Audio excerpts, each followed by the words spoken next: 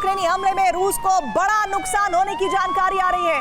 रूस के स्वेदोव प्लांट पर हमला हुआ है। सबसे बड़ी हथियार फैक्ट्री पर प्रहार की जानकारी है। यूक्रेनी बॉर्डर से 800 किलोमीटर दूर ये प्लांट है। और एक और बात जो सबसे अहम है वो ये कि गाइडेड बम और मिसाइल की फैक्ट्री यहाँ पर है, जहां पर सबसे बड़ा प्रहार किया गया है। और इसी के साथ ही तो यूक्रेन रूस में जिस तरह से तबाही मचा रहा है, उससे पुतिन और उनकी सेना इतनी क्रोधित हो गई है कि अब उसने ज़ेलेंस्की को सत्ता से उखाड़ फेंकने का बारूदी अभियान लॉन्च कर दिया है।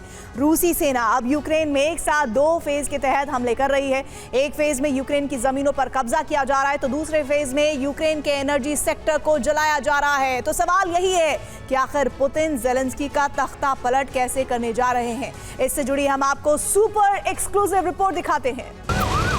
यूक्रेन में भड़की ये बारूदी आग सर्दी वाले संग्राम का ऐलान कर रही है।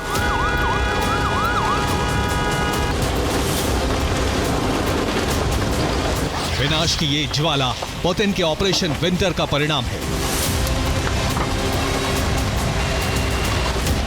पुतिन के आदेश पर रूसी सेना ने विंटर वॉर का अंतिम चैप्टर लॉन्च कर दिया है।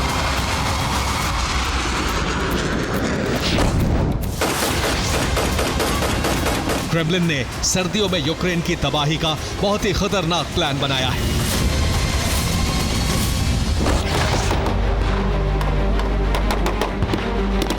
रूसी फौज अब यूक्रेन में इसी नई रणनीति के तहत हमले कर रही है।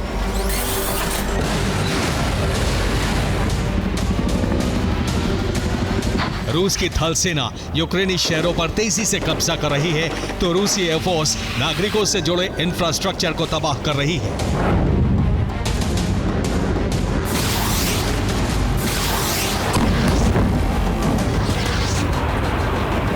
रूसी वायुसेना अब यूक्रेन के power station, power grid, gas station, gas pipeline, oil refinery को बर्बाद कर रही है, जिससे यूक्रेन में हर बीते दिन के साथ बिजली, गैस और पेट्रोल की कमी होती जा रही है।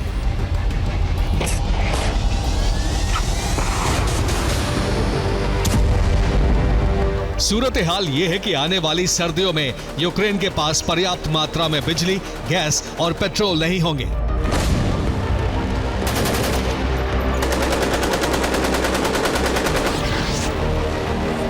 यूक्रेन में ऊर्जा संकट गहराएगा तो ठंड से ठिठुरने वाले आम नागरिकों का आक्रोश भड़कना तय है।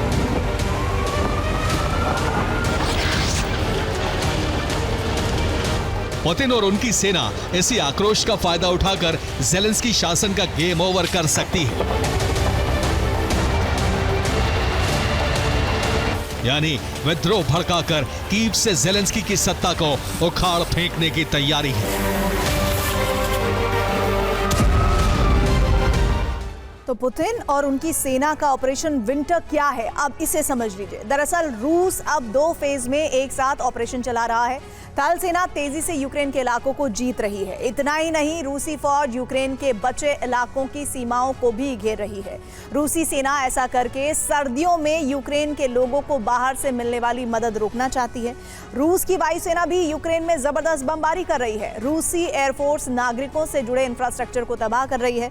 अहम ठिकानों के तबाह होने से यूक्रेन के लोगों के लिए सर्दियां भारी पड़ सकती हैं। इससे लोग ज़ेलेंस्की के खिलाफ भड़क सकते हैं। रूस ने अपने एजेंट को अलग अलग शहरों में पहुंचा दिया है। ये रूसी एजेंट सर्दी में यूक्रेनी पब्लिक के गुस्से को बगावत में बदलेंगे और इसके बाद यूक्रेन में ज़ेलेंस्की का तख्ता पलट किया जा सकता है।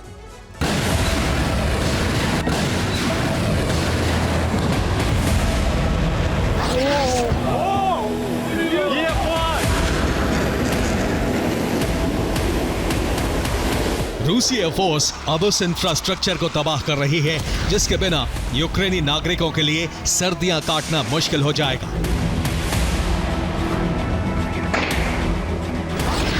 ऐसी स्थिति में ज़ेलेंस्की के खिलाफ लोगों का गुस्सा भड़कना तय है। रूसी सेना इसी का फायदा उठाकर अपने एजेंट के जरिए विद्रोह भड़काना चाहती है ताकि यूक्रेन के लोग ही ज़ेलेंस्की का तख्ता पलट कर दें। इस लक्ष्य को हासिल करने के लिए यूक्रेन में रूसी सेना ने जबरदस्त हमले शुरू कर दिए हैं।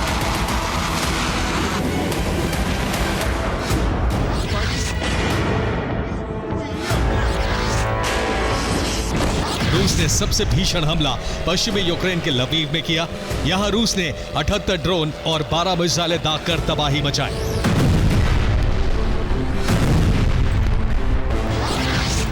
खार्किव में रूसी एयरफोर्स ने 15 धमाके किए।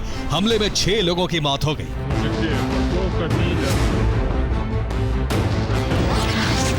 रूस के हमले की वजह से खार्किव के कई इलाकों में ब्लैकआउट हो गया है। कीव में रूस ने 20 ड्रोन से विस्फोट किए। कई इमारतें बर्बाद हो गईं। ओडेसा में रूस ने यूक्रेन के पावर स्टेशन को जला दिया। क्रामातोर्स्क में रूस ने पहली बार फाइबर ऑप्टिक ड्रोन से तबाही मचाई।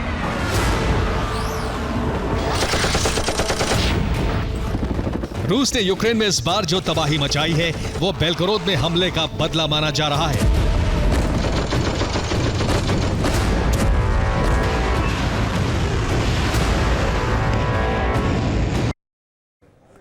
और आइए अब हम आपको बताते हैं कुछ बड़ी डिटेल्स जो आपके लिए जानना बहुत जरूरी है। और ऐसे में आप ये समझिए कि जो जानकारी आपके सामने इस वक्त स्क्रीन पर है वो यूक्रेन में नॉन स्टॉप बारूदी वज्रपात 24 घंटे में किस तरह से कर रहे हैं असर। तो पुतिन और उनकी सेना का ऑपरेशन विंटर किस तरह से काम कर रहा है ये आपको हम सिलसिलेवार तरीके से समझाएंगे। दरअसल रूस अब 2 फेज में एक साथ ऑपरेशन चला रहा है। थल सेना में तेजी से यूक्रेन के इलाकों को आगे बढ़ रहा है, जिसमें कीव, खार्किव, ओडेसा, लवीव शामिल है। इसके अलावा ज़ेपोरिजिया भी शामिल है, चेरनीव भी इसमें शामिल है, सुमी शामिल है, डोनेट्स्क भी शामिल है। अब आप ये समझिए कि 500 ड्रोन इन 24 घंटों में दागे गए हैं। 50 मिसाइलों से अटैक हुआ है। 550 प्रक्षेपास्त्रों का इसमें इस्तेमाल किया गया। और साथ ही साथ यूक्रेन में जो नॉन स्टॉप बारूदी वज्रपात हुआ है उसमें इन 24 घंटों में सबसे ज्यादा बर्बादी और तबाही हुई है।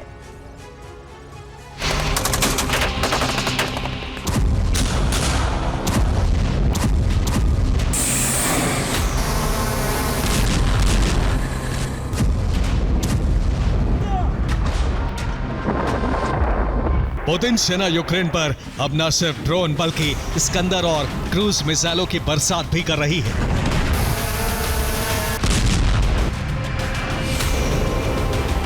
माना जा रहा है कि आने वाले वक्त में रूस के हमले और तेज होने वाले हैं। जिस वक्त ट्रंप गाजा युद्ध में उलझे हुए हैं उसी वक्त पुतिन ने कीव में अपनी कठपुतली सरकार बनाने का मिशन लॉन्च कर दिया है।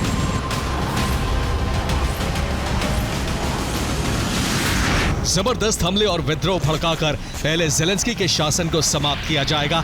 उसके बाद यूक्रेन में रूस अपनी कठपुतली सरकार बना सकता है। ऐसी सरकार जो रूस के इशारों पर काम करेगी।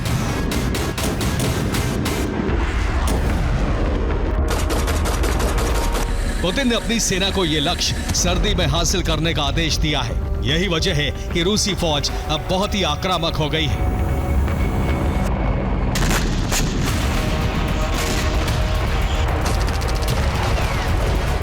अब यूक्रेन और ज़ेलेंस्की का क्या हश्र होने वाला है इसका फैसला तो विंटर वॉर ही तय करेगा। Bureau report, TV9 Bharatvarsh. सिर्फ यूरोप नहीं, अब अमेरिका से भी यूक्रेन को मदद मिल रही है और रूस में भीषण हमलों की शुरुआत हो गई है। पुतिन के ऑपरेशन विंटर का जवाब देते हुए ज़ेलेंस्की ने भी रूसी बिजली सप्लाई सिस्टम को निशाना बनाया है। सिर्फ रूस के बेलगोरोद में ही 40 लाख लोग बिना बिजली के रहने को मजबूर हैं। ब्रियांस्क में एक थर्मल पावर प्लांट को जलाया गया है। इसके अलावा रूस की राजधानी मॉस्को पर ताबड़तोड़ हमले हुए हैं, लेकिन रूसी एयर डिफेंस ने ज्यादातर हमलों को नाकाम कर दिया है। यूक्रेन का दावा है कि मॉस्को में एक ड्रोन फैक्ट्री को नष्ट करने में कामयाबी मिली है। आत्मघाती ड्रोन और नेपच्यून जैसी मिसाइल,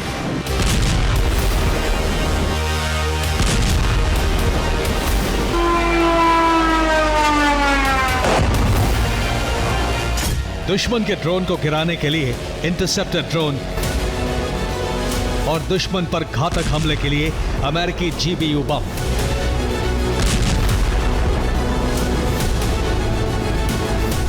यूक्रेन के पास हथियारों की वैरायटी कम है, लेकिन स्टॉक की कमी नहीं है।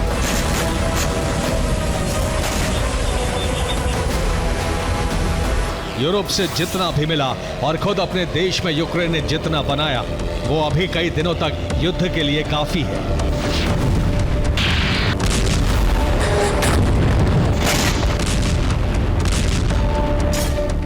नतीजा आपके सामने है। राजधानी मॉस्को पर ड्रोन से हमला किया गया। बेलगरोद में बिजली स्टेशन भस्म कर दिया गया। ब्रियांस्क में भी ऐसे हमले के बाद अंधेरा है और क्रीमिया पर भी घातक प्रहार किया गया है। मॉस्को के मेयर का दावा है कि यूक्रेन के हमलों को नाकाम कर दिया गया, लेकिन ये वीडियो साबित कर रहा है कि मॉस्को में रूस को नुकसान तो हुआ है। ये आग किसी मामूली जगह पर नहीं लगी है। यह मॉस्को का औद्योगिक इलाका है। यहां ड्रोन बनाने वाली फैक्ट्री में आग लगी। इसे अति सुरक्षित क्षेत्र माना जाता है, लेकिन यूक्रेन के ड्रोन यहां पहुंचने में कामयाब रहे।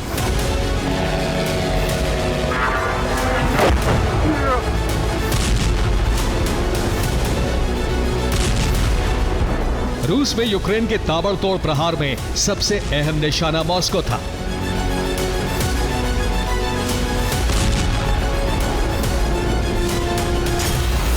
यूक्रेन ने 251 ड्रोन से हमला किया। मॉस्को में कई घंटे तक धमाके हुए।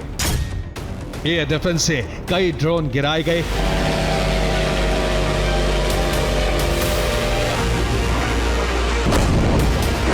मॉस्को में एयर अलर्ट का सायरन गूंजता रहा।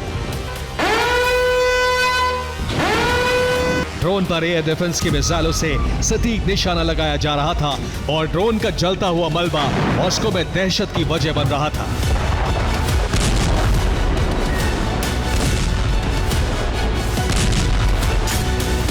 क्रीमिया में 40 ड्रोन नष्ट किए गए।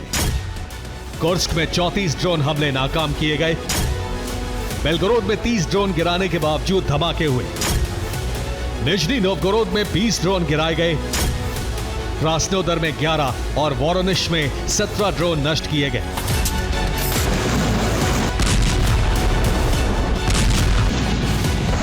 रूस की आर्मी ने ड्रोन गिराने का ब्यौरा तो दिया है, लेकिन नुकसान कितना हुआ इसकी सही जानकारी सामने नहीं आई है।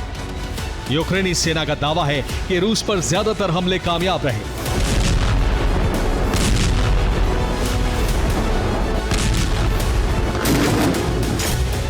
एक्सपर्ट्स के मुताबिक यूक्रेन के हथियारों में कई बदलाव हुए हैं। नए ड्रोन रूसी डिफेंस को नाकाम कर रहे हैं। नेपच्यून मिसाइल को भी गिराने में रूस सक्षम नहीं है। हथियारों के अलावा यूक्रेन के पास इंटेलिजेंस की ताकत है। यूरोप के साथ अमेरिका के शक्तिशाली और जासूसी सैटेलाइट से यूक्रेन को मदद मिल रही है। इसलिए ड्रोन और मिसाइल अब सटीक निशाने के साथ हमला कर रहे हैं।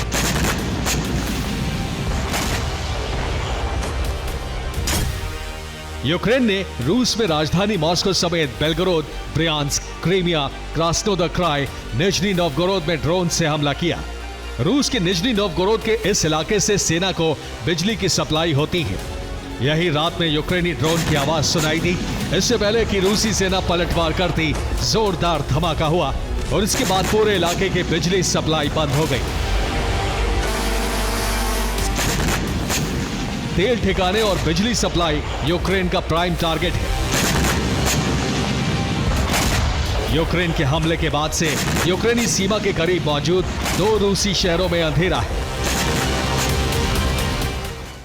यूक्रेनी सीमा के करीब रूस के ब्रियांस्क में जोरदार धमाका हुआ। स्थानीय लोगों के मुताबिक धमाके के बाद यहां थर्मल पावर स्टेशन में आग लग गई। धमाके के बाद से ही पूरे इलाके में बिजली गुल है और लोगों को भारी परेशानी हो रही है। ब्रियांस्क में कल से ही अंधेरा और पूरे इलाके में ब्लैकआउट जैसे हालात हैं। बेलगोरोद में भी ऐसा ही हमला हुआ है। यहाँ एक बिजली सब स्टेशन में आग लग गई है। माना जा रहा है कि आग यूक्रेनी ड्रोन के धमाके की वजह से लगी। बेलगोरोद में 40,000 लोग प्रभावित हुए हैं। बेलगोरोद में भी कल से बिजली पानी की सप्लाई बंद हो गई है।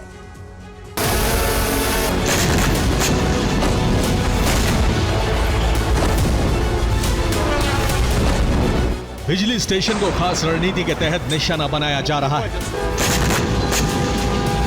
वजह मौसम में बदलाव है।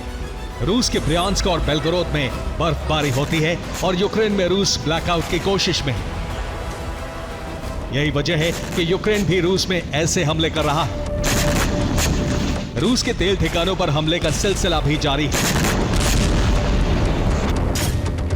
लेनिनग्राद में यूक्रेन ने तेल रिफाइनरी को निशाना बनाया है। यहां रूस के बागी ग्रुप की मदद से हमला किया गया। कृषि ऑयल रिफाइनरी में हमले के बाद आग लग गई।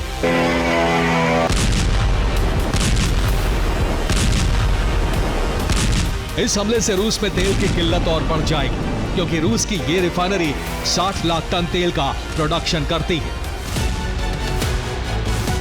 रूसी प्रांतों पर हमले के साथ ही यूक्रेन रूस की नेवी को निशाना बनाने की कोशिश में है। काला सागर में रूस के 62 ड्रोन हमले को नाकाम किया गया, जबकि अजोव सागर के ऊपर भी यूक्रेन के 5 ड्रोन को गिराया गया है।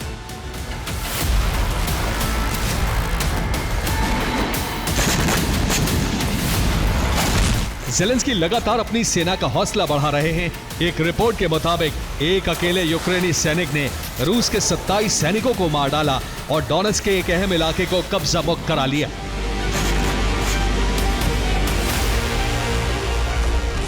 यूक्रेन के इस जांबाज सैनिक की पहचान नहीं बताई गई, लेकिन उसकी जांबाजी की कहानी की चर्चा विदेशी मीडिया में भी हो रही है। यूक्रेन के एक वीर सैनिक की मीडिया में खूब चर्चा है। रिपोर्ट के मुताबिक यूक्रेनी सैनिक ने 27 रूसी सैनिकों को अकेले ही खत्म कर दिया। यूक्रेन का यह सैनिक डोनेट्स्क के दोब्रोपिलिया में तैनात था और इस सैनिक को 2 पुल को रूसी कब्जे से मुक्त कराने की जिम्मेदारी दी गई थी। रिपोर्ट तो यह है कि बिना किसी बड़े हथियार और रसद के यूक्रेनी सैनिक अकेले 7 हफ्ते यानी करीब 50 दिन तक लड़ता रहा। यूक्रेन के सैनिक की पहचान गुप्त रखी गई और सरकार ने सैनिक को हीरो ऑफ यूक्रेन मेडल देने का फैसला किया है। Hero of Ukraine medal Ukraine में सैनिकों के लिए सर्वोच्च सम्मान है। यूक्रेन ने रूसी कब्जे वाले मारियोपोल में भी हमला किया। यहां यूक्रेन को एक हथियार गोदाम को नष्ट करने में कामयाबी मिली। यूक्रेन का दावा है कि हमले में रूसी मिसाइल भंडार को नष्ट किया गया। गोदाम में कई टन गोला बारूद मौजूद था। मारियोपोल से ही रूसी सेना को हथियार सप्लाई हो रही थी।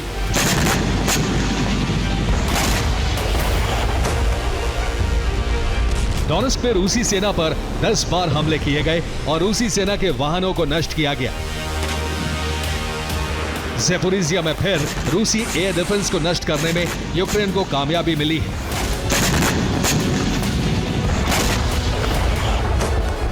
यूक्रेन अब रूसी कब्जे वाले हर इलाके में भीषण प्रहार कर रहा है ताकि यूक्रेनी इलाके मुक्त हो सके।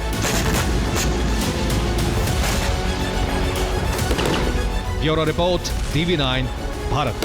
यूरोप में परिस्थितियां आउट ऑफ कंट्रोल हो रही हैं क्योंकि रूस के हमले यूक्रेन पर बढ़ते जा रहे हैं। साथ ही दूसरे यूरोपीय देशों की तरफ भी रूस के ड्रोन बढ़ रहे हैं।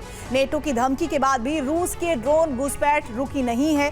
साथ ही अब रहस्यमयी बलून भी बाल्टिक देशों में जा पहुंचे। पूर्वी उत्तरी यूरोप में हाई अलर्ट जारी कर दिया गया है। अब नेटो मीटिंग करके रूस पर संपूर्ण प्रतिबंध लगाने की तैयारी में है, जिससे बौखलाकर रूस एटमी युद्ध का अलार्म बजा सकता है। ये विध्वंस काफी नहीं, पुतिन को अब चाहिए नेटो देशों में भी तबाही। रूस का विस्तार अब होकर रहेगा, फिर चाहे रक्तपात कितना ही भीषण क्यों न हो। क्रेमलिन से आखिरी उद्घोषणा हो चुकी है। अब रूसी सेना यूक्रेन से आगे बढ़ रही है। यूक्रेन पर फाइनल प्रहार के बाद जो टारगेट रूस ने तय किए हैं, उसमें पोलैंड सबसे पहला नाम है। उसके बाद बाल्टिक देश अगले टारगेट हैं, लिथुआनिया, लातविया और एस्टोनिया, जबकि फिनलैंड में भी रूसी सेना घुस सकती है। इसके लिए रूसी ड्रोन इन देशों में घुसकर सुरक्षा जांच कर रहे हैं। पता लगा रहे हैं कि कितनी जल्दी ये पलटवार की तैयारी करते हैं। यानी रूस पूरी जानकारी जुटाने के बाद ही अगले प्लान पर काम करना चाहता है, जिससे कम से कम नुकसान उठाना पड़े। जो गलतियां यूक्रेन युद्ध में हुई हैं, वो आगे दूसरे देशों में ना हो। इसीलिए रूस ने पहले सर्विलांस ड्रोन भेजने शुरू किए। उत्तरी यूरोप के बाद पूर्वी यूरोप और पश्चिमी यूरोप तक भी ड्रोन घुस चुके हैं, जिससे यूरोपीय देशों में दहशत फैल गई है, क्योंकि अभी सर्विलांस ड्रोन पहुंचे हैं, कभी भी विस्फोट हो सकता है। इस बीच रूस ने पैटर्न बदल दिया है। ड्रोन के बाद बलून घुस रहे हैं। लिथुआनिया में रूसी बलून पहुंचे, जिससे हाई अलर्ट जारी करना पड़ा।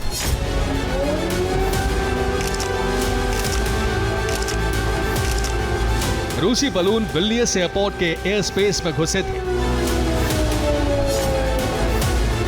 वहां हड़कंप मच गया, फ्लाइट रोक दी गई, हालांकि बलून मार गिराए गए। अब नेटो मीटिंग करने जा रहा है, जिसमें रूस पर संपूर्ण प्रतिबंध लगाने का ब्लूप्रिंट बनाया जा सकता है। लेकिन सबसे पहला चैलेंज ड्रोन और बलून घुसपैठ को रोकना है, जबकि अभी सभी यूरोपीय देशों को कह दिया गया है कि रूसी ड्रोन और बलून को देखते ही मार गिराया जाए। इसके लिए कई देशों ने डिफेंस सिस्टम सैन्य ठिकानों और एयरपोर्ट पर लगा दिए हैं, जबकि फाइटर जेट के जरिए निगरानी रखी जा रही है। अब पोलैंड पर हमला कभी भी हो सकता है रूस के जरिए। इसके लिए तैयारी भी की जा चुकी है। पोलैंड बॉर्डर के पास हमले किए गए। जहां हमले हुए तो बॉर्डर से लगभग वो जो इलाका था वो था 64 किलोमीटर की दूरी पर। वहां रूसी जेट ड्रोन ने बम गिराए। हमले में यूक्रेनी पोस्ट तबाह कर दी गई और हथियार सप्लाई रूट भी ध्वस्त कर दिया गया। नेटो कमांड सेंटर भी उड़ा डाला गया। रूस के ड्रोन पोलैंड में भी जा घुसे। कुछ ड्रोन को पोलैंड ने मार गिराया।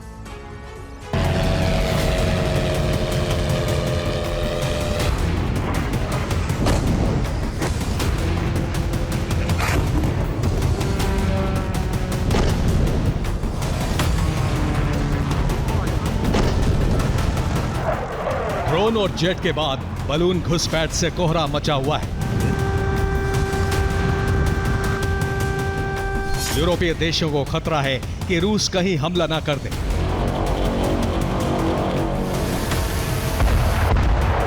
रूस ने विस्फोट का नया प्लान बनाया है। इसके लिए पश्चिमी यूक्रेन में रिहर्सल शुरू की है।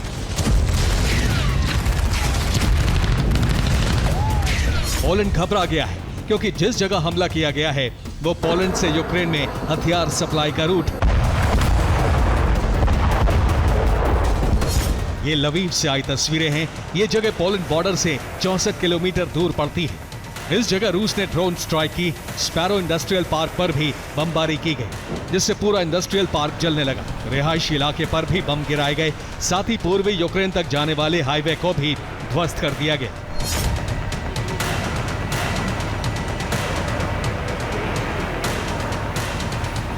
रूस के तेवर देखते हुए पोलैंड ने F-35 से पेट्रोलिंग शुरू कर दी। बॉर्डर पर एंटी ड्रोन सिस्टम लगा दिए हैं। माना जा रहा है कि रूस ने इन हमलों के लिए चीनी सैटेलाइट का इस्तेमाल किया। मिलिट्री की रिपोर्ट में दावा किया गया है कि चीनी सैटेलाइट रूस को हमले के लिए टारगेट दे रहे हैं।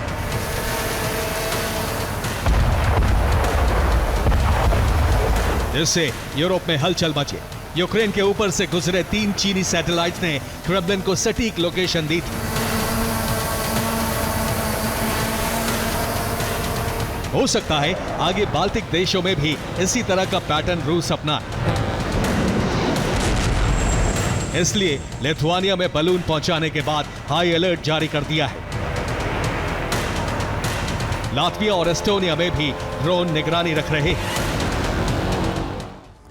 रूस के नए पैटर्न में ड्रोन बलून की घुसपैठ यूरोपीय देशों में कराई जा रही है, जिसमें रूस ने पहले ड्रोन घुसपैठ कराई, उसके बाद बाल्टिक देशों में बलून जा घुसे।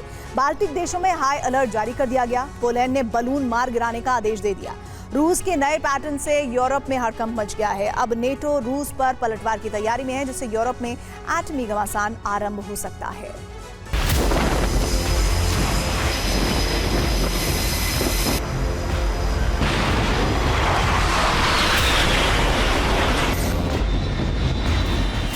रूस के प्लान को देखते हुए नेटो ने बड़ी तैयारी शुरू कर दी। बाल्टिक से लेकर काला सागर और आर्कटिक में तैनाती की जा रही है।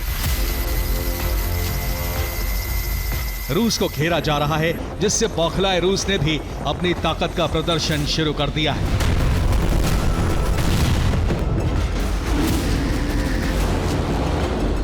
कैलिनिनग्राड और बेलारूस में परमाणु मिसाइलों की तैनाती के बाद बाल्टिक और काला सागर में युद्धाभ्यास आरंभ कर दिया है, जबकि हंगरी में नेटो ने सबसे बड़ी वॉर ड्रिल हुसार 2025 शुरू की है, जिसमें जल, थल और नभ में युद्धाभ्यास किया गया, वो भी पूर्वी यूरोपीय देशों की सीमा के एकदम पास, जिससे रूस को बताया जा सके कि नेटो यूरोप की सुरक्षा के लिए तैयार है। डेनमार्क की राजधानी कोपेनहेगन में यूरोपीय देशों की मीटिंग में तय किया गया था कि रूस पर ज्यादा से ज्यादा दबाव बनाया जाए, जिससे रूस ड्रोन घुसपैठ रोके। लेकिन अब बलून घुसपैठ को रोकना भी चैलेंज बन गया है, जबकि रूस ने पोलैंड बॉर्डर के पास विस्फोट कराकर अपने मंसूबे जाहिर कर दिए हैं कि यूक्रेन के बाद वो विस्तार किस दिशा में कर सकता है। Bureau report, TV9 Bharatvarsh. एक महीने पहले तक डोनाल्ड ट्रंप क्रीमिया पर रूसी कब्जे को मान्यता देने की वकालत कर रहे थे, लेकिन अब अमेरिकी राष्ट्रपति ने अपने इस फैसले पर 180 डिग्री टर्न ले लिया है। रिपोर्ट्स में दावा है कि ट्रंप ने जेलेंस्की के जरिए क्रीमिया को तबाह करने का अभियान शुरू कर दिया है। इसी क्रम में वो यूक्रेन को टॉम हॉक मिसाइलें देने पर विचार कर रहे हैं, लेकिन रूसी राष्ट्रपति ने धमकी देते हुए कहा कि अगर ऐसा हुआ तो इसका अंजाम अमेरिका को भुगतना पड़ेगा। क्रीमिया धधक रहा है। यहां मौजूद सबसे बड़े ऑयल डिपो से कई किलोमीटर ऊंची आग की लपटें उठ रही हैं।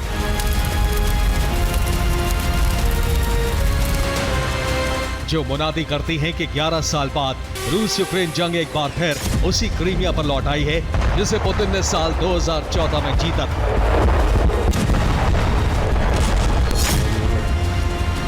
यूक्रेनी राष्ट्रपति ने क्रीमिया वापस हासिल करने का अभियान शुरू कर दिया है, और यही अभियान रूस अमेरिका के बीच सबसे बड़ी तल्खी की वजह बन सकता है। ऐसा टकराव जो दुनिया की सबसे बड़ी शक्तियों को आमने सामने ला सकता है।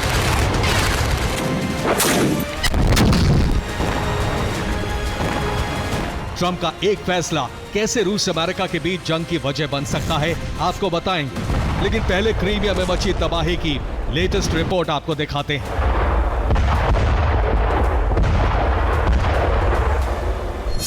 बीती रात यूक्रेन ने क्रीमिया पर करीब 50 ड्रोन से हमला किया। इन ड्रोन्स के 3 बड़े टारगेट थे। पहला फियादोसिया ऑयल डिपो, दूसरा साकी एयरबेस और तीसरा काचा एयरबेस। यूक्रेन के तीनों टारगेट 100% सफल रहे।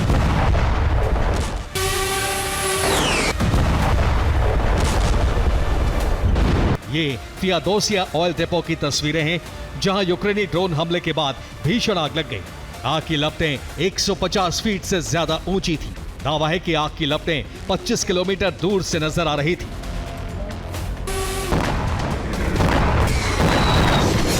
ये उस वक्त का वीडियो है जब यूक्रेनी ड्रोन फियादोसिया तेल डिपो के एक टैंक से टकराया। इस वीडियो को कई किलोमीटर दूर से रिकॉर्ड किया गया था। ड्रोन टकराते ही जबरदस्त धमाका देखा गया।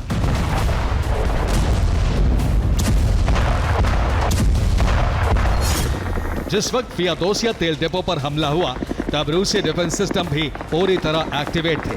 तेल डिपो को बचाने के लिए यूक्रेनी ड्रोन पर कई हमले किए गए, लेकिन रूसी डिफेंस सिस्टम पूरी तरह से नाकाम रहे।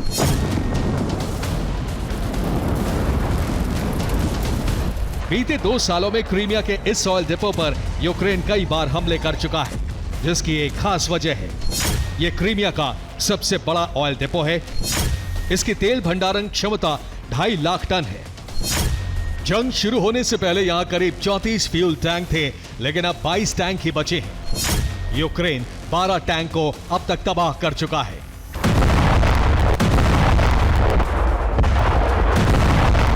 यूक्रेनी हमलों के बीच क्रीमिया में फ्यूल की भारी कमी हो गई है। हालात ऐसे हैं कि फ्यूल पंप और गैस स्टेशन पर कारों के लंबे लंबे कतार लग रही है। दावा है कि क्रीमिया पर बड़ा ईंधन संकट खड़ा हो गया है। करीब 50% फ्यूल पंप बंद पड़े हैं। क्रीमिया में मांग की सिर्फ 56% तेल आपूर्ति की जा रही है।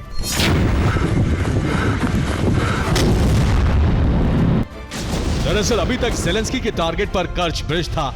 यूक्रेनी राष्ट्रपति कर्च ब्रिज को तबाह कर रूस से क्रीमिया का कनेक्शन काटना चाहते थे, लेकिन कर्च ब्रिज की कड़ी सुरक्षा के बीच 3 साल तक कोशिश करने के बाद भी उन्हें यहां आंशिक कामयाबी ही मिल सकी।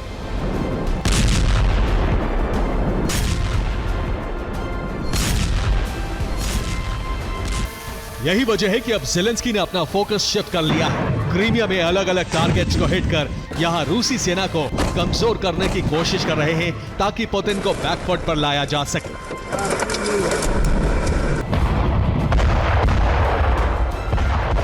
ज़ेलेंस्की के इस प्लान का मास्टरमाइंड अमेरिकी राष्ट्रपति डोनाल्ड ट्रंप को माना जा रहा है। रिपोर्ट्स की माने तो ट्रंप का प्लान जंग को क्रीमिया में शिफ्ट करना है ताकि पुतिन के मन में क्रीमिया हारने का भय पैदा किया जा सके। ट्रंप को उम्मीद है कि क्रीमिया को हारते देख पुतिन युद्ध विराम के लिए राजी हो सकते हैं।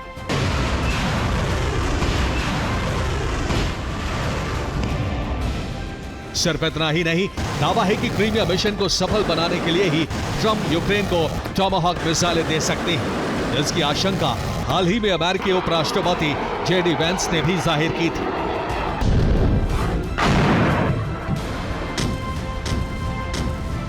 अगर ट्रंप ने टॉमाहॉक मिसाइलें यूक्रेन को भेजी तो रूस अमेरिका के बीच तल्खी बेहद ज्यादा बढ़ सकती है। इसे लेकर रूसी राष्ट्रपति व्लादिमीर पुतिन ने ट्रंप को सीधी चेतावनी दी है। इधर पुतिन ने ट्रंप के क्रीमिया प्लान को फेल करने के लिए ओडेसा पर हमले तेज कर दिए हैं। यूक्रेन की ड्रोन ब्रिगेड बीते 24 घंटे से ओडेसा पर भीषण हमले कर रही है।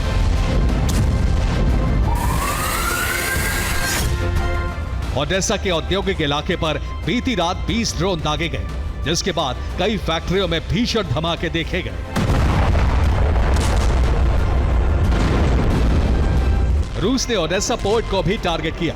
दावा है कि यहां क्रूज मिसाइलें दागी गईं। रूस की कई मिसाइलें टारगेट को हिट करने में कामयाब रहीं।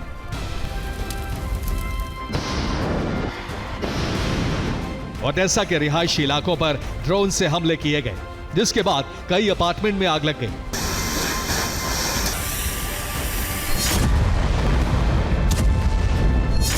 ओडेसा पर हमले कर पुतिन ने अपने इरादे जाहिर कर दिए हैं। क्रीमिया को हुए नुकसान की पूर्ति पुतिन ओडेसा में तबाही मचाकर करने वाले हैं और अगर ट्रंप की टॉमाहॉक मिसाइलें क्रीमिया पर बरसी तो वो पूरे यूक्रेन को जलाकर राख कर देंगे।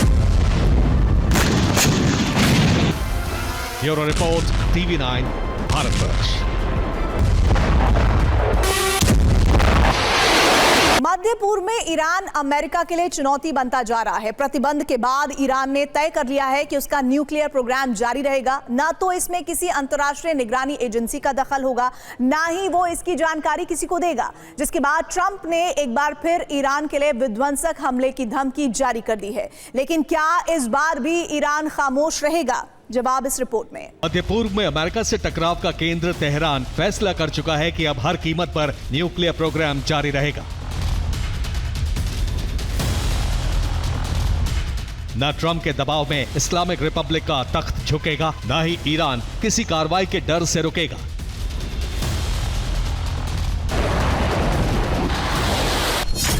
न्यूक्लियर पर संग्राम, तैयार है ईरान।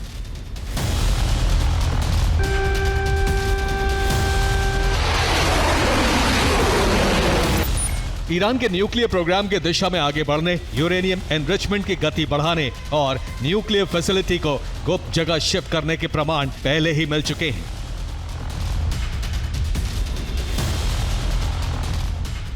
लेकिन अब ईरान ने इस पूरे कार्यक्रम को गुप्त रूप से अंजाम देने की तैयारी का प्रमाण भी दे दिया है और प्रमाण देने वाले हैं खुद ईरान के विदेश मंत्री, जिनके मुताबिक पिछले महीने अंतर्राष्ट्रीय परमाणु ऊर्जा एजेंसी के साथ एक समझौता हुआ था, जिसमें परमाणु सुविधाओं के निरीक्षण को फिर से शुरू करने के तरीके तय किए गए थे।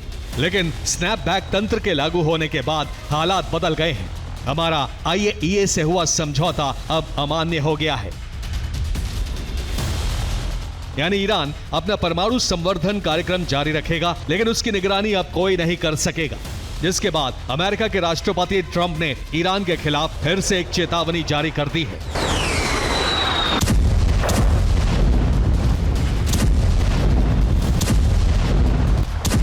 इस चेतावनी का सीधा मतलब है कि अमेरिका फिर से ईरान में बारूदी तबाही मचाने के लिए तैयार है और इस तैयारी को गंभीरता से लेना इसलिए जरूरी है क्योंकि चेतावनी जिस जगह से जारी की गई है वो बहुत खास है।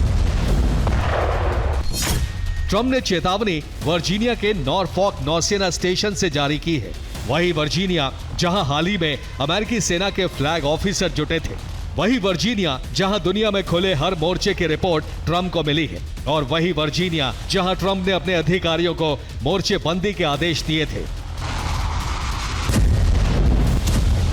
इसलिए ट्रंप की ईरान के खिलाफ चेतावनी और भी ज्यादा गंभीर हो जाती है, क्योंकि माना जा रहा है कि उसी बैठक में ट्रंप को ईरान से जुड़ी कुछ अहम खुफिया जानकारी दी गई है, जिसने ट्रंप को अमेरिकी नौसेना की 250वीं वर्षगांठ पर ईरान को धमकी देने के लिए मजबूर किया है।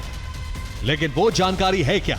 पुख्ता तौर पर कुछ नहीं कहा जा सकता, लेकिन कुछ संकेत ईरान की न्यूक्लियर फैसिलिटी और एक्शन से जुड़े हैं।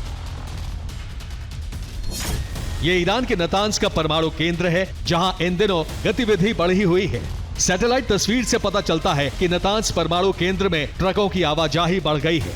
ये ट्रक अंडरग्राउंड टनल की तरफ बढ़ रहे थे, जबकि वेंटिलेशन शाफ्ट तक सड़क का निर्माण हो चुका है और टनल का मुहाना चट्टान के नीचे बनाया गया है। यानी नतांज परमाणु केंद्र अब वो केंद्र है जिस पर अंतर्राष्ट्रीय समुदाय के उपग्रह की नजर है, क्योंकि यही अब ईरान की ताकत का केंद्र बन गया है। तो क्या ट्रंप की नजर भी इसी फैसिलिटी पर है? और अगर है तो ईरान कितना तैयार है?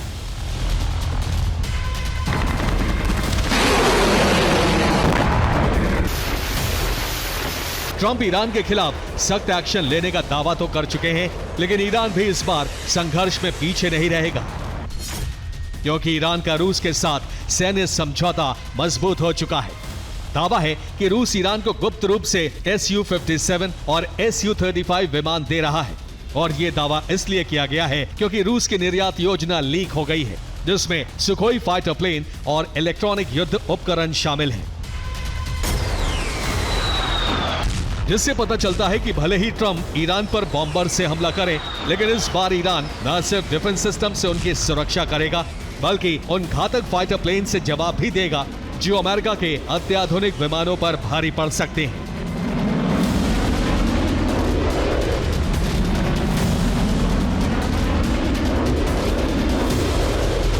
Bureau report, TV9 Bharat. Gaza युद्ध विराम वार्ता का पहला चरण शुरू हो चुका है। मिस्र में आज हमास इजरायल प्रतिनिधिमंडल के बीच चर्चा हुई। इधर ट्रंप ने साफ कर दिया है कि अगर हमास इजरायल के बीच बात नहीं बनी तो गाजा में सबसे बड़े विध्वंस का आरंभ हो सकता है। ऐसे में सवाल यह है कि क्या गाजा में नरसंहार पर ब्रेक लगेगा, या इस वार्ता के बाद विनाश का नया गेटवे खुलने जा रहा है? इस रिपोर्ट में देखिए। 2 साल से गाजा में जारी इस विनाश को रोकने की आखिरी कोशिश शुरू हो चुकी है। मिस्र के शर्म अल शेख शहर में हमास और इजरायली प्रतिनिधिमंडल के बीच वार्ता का पहला चरण शुरू हो चुका है।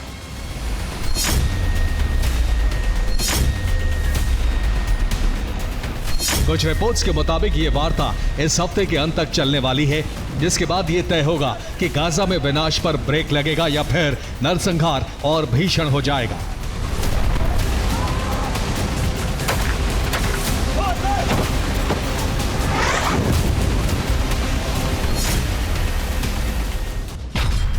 वार्ता में हमास और इजरायल के प्रतिनिधिमंडल शामिल हैं। इसके अलावा ट्रंप के वरिष्ठ सलाहकार जेरेड कुशनर और उनके शांति दूत स्टीव विटकॉफ भी हिस्सा ले रहे हैं।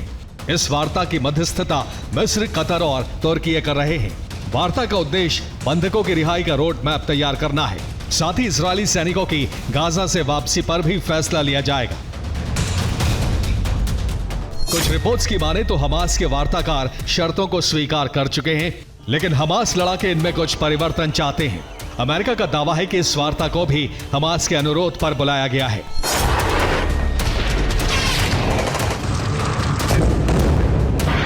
जिसे डोनाल्ड ट्रंप एक बड़ी जीत मान रहे हैं।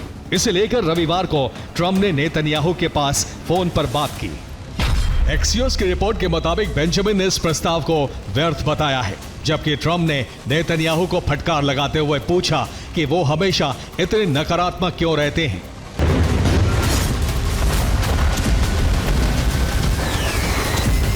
दरअसल डोनाल्ड ट्रंप को इस 20 सूत्रीय प्रस्ताव से बेहद ज्यादा उम्मीद है। ट्रंप ने इसे इजराइल, फिलिस्तीन और अरब के हित में बताया है। It's a great deal for Israel. It's a great deal for the entire Arab world, Muslim world, and world. So we're very happy about it. माना जा रहा है कि इस वार्ता का नतीजा इस हफ्ते के अंत तक आ जाएगा।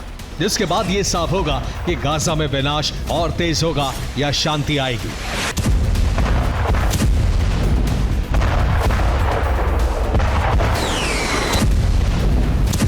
इस बात का संकेत डोनाल्ड ट्रंप की एक पोस्ट से मिलता है, जिसमें उन्होंने कहा, मुझे बताया गया है कि पहला चरण इसी हफ्ते पूरा हो जाना चाहिए।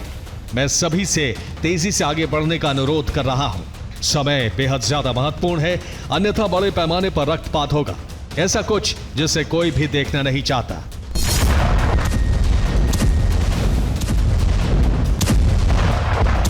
ट्रंप के साथी बेंजामिन नेतन्याहू ने भी सुकोत त्योहार के दौरान ही सभी बंधक रिहा होने की उम्मीद जताई है, जो 6 अक्टूबर से 13 अक्टूबर तक चलने वाला है। नेतन्याहू ने यह भी कहा है कि चर्चा के लिए हमास को सीमित समय दिया जाएगा। एक तरफ मिस्र में युद्ध विराम पर चर्चा जारी है, तो वहीं दूसरी तरफ गाजा में इजरायल की भीषण बमबारी अब भी नहीं रुकी है।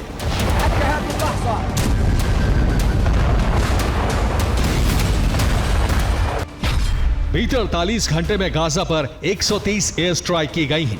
135 फिलिस्तीनियों की मौत हो चुकी है। युद्ध विराम वार्ता के दौरान जारी हमले हमास पर दबाव बनाने की रणनीति का हिस्सा माने जा रहे हैं, ताकि वो ट्रंप के 20 सूत्रीय प्रस्ताव की सभी शर्तों को बिना बदलाव के स्वीकार कर ले। और अगर नहीं होता तो गाजा में सबसे भीषण विनाश का चैप्टर शुरू हो जाएगा। Bureau report, TV9 Bharatvarsh.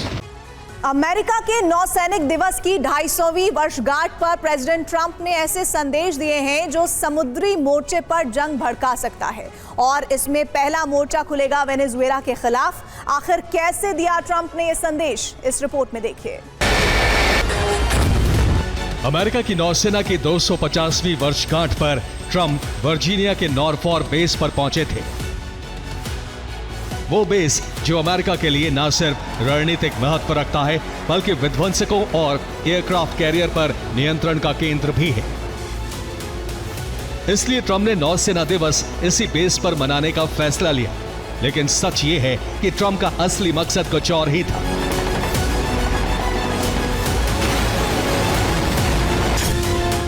Trump का शक्ति प्रदर्शन, जल्द होगा आक्रमण।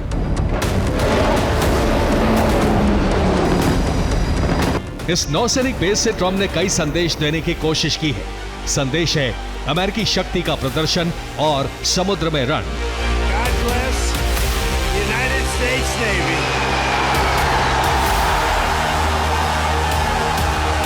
अमेरिकी aircraft carrier George W.H. Bush पर ट्रंप का ये डांस नौसेना पर गर्व के लिए नहीं था, बल्कि इस डांस से ट्रंप ने संदेश दिया है कि उन्हें अमेरिका की इस समुद्री शक्ति पर अभिमान है।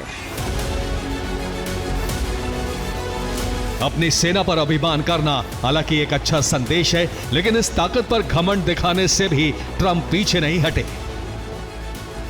यह अमेरिका की दक्षिणी कमान का शक्ति प्रदर्शन है, जो कैरेबियन सागर को दहला रहा है।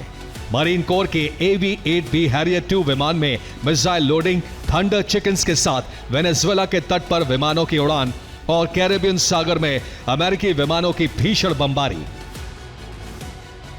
कहने के लिए ये एक अभ्यास है, लेकिन इसका मकसद है वेनेजुएला के खिलाफ हमले की तैयारी दिखाना, वो भी अमेरिकी नौसैनिक दिवस की वर्षगांठ पर, जो दरअसल संदेश है कि अमेरिका ड्रग तस्करों के नाम पर बमबारी करता रहेगा। और ट्रंप ने इसका एहसास अपने भाषण में भी करवा दिया। यानी अमेरिका अगर किसी मोर्चे पर तैनात है तो वही सबसे बड़ा खतरा है, और ये खतरा वेनेजुएला के लिए ज्यादा बड़ा है। यानी जल्द ही कैरेबियन सागर का युद्धाभ्यास वेनेजुएला के विनाश में बदल सकता है। Bureau report, TV9 Bharatvarsh.